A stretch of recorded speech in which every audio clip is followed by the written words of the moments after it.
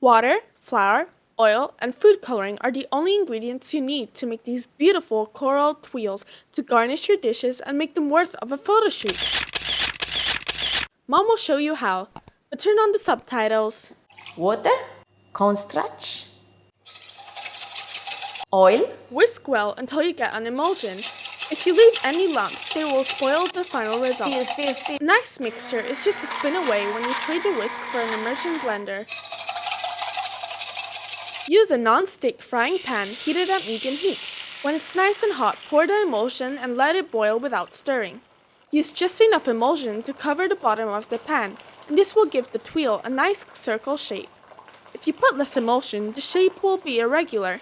When the color starts to change, this means that the clothes do become ready. And normally, they become cooking first in the middle and after around.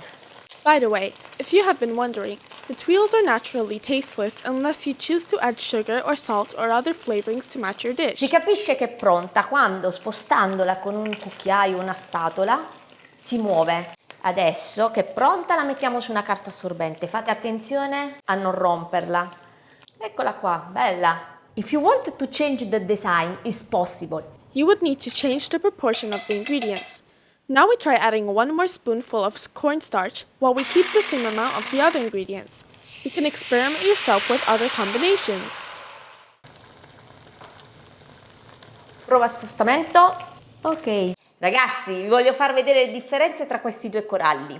Il primo corallo ha i buchi più evidenti, mentre il secondo ha i buchi più fitti. La differenza sta nella quantità di amido di mais che ho messo nell'impasto. Più amido di mais mettete, più i buchi saranno fitti. Potete sostituire la maisena con qualsiasi altra farina, però io preferisco usare la maisena perché nella cottura il corallo rimarrà più bianco. In questo corallo ci sono 2 colorazioni. Per avere un colore uniforme dovete usare un fuoco medio. Talking about colors, you can be very creative here. You can use food coloring like blue or red, squid ink for a nice deep black, or turmeric powder for a bright yellow.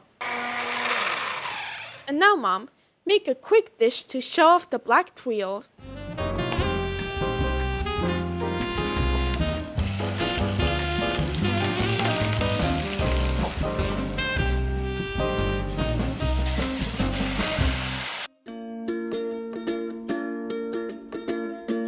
Ditemi un po', è possibile che un piatto così veloce e semplice possa diventare un piatto da super chef? Sì, basta un pezzettino di corallo.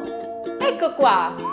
Subscribe and smash the bell button to receive all our updates. See you in the next episode of Tony's Home, where every day is a sunny day.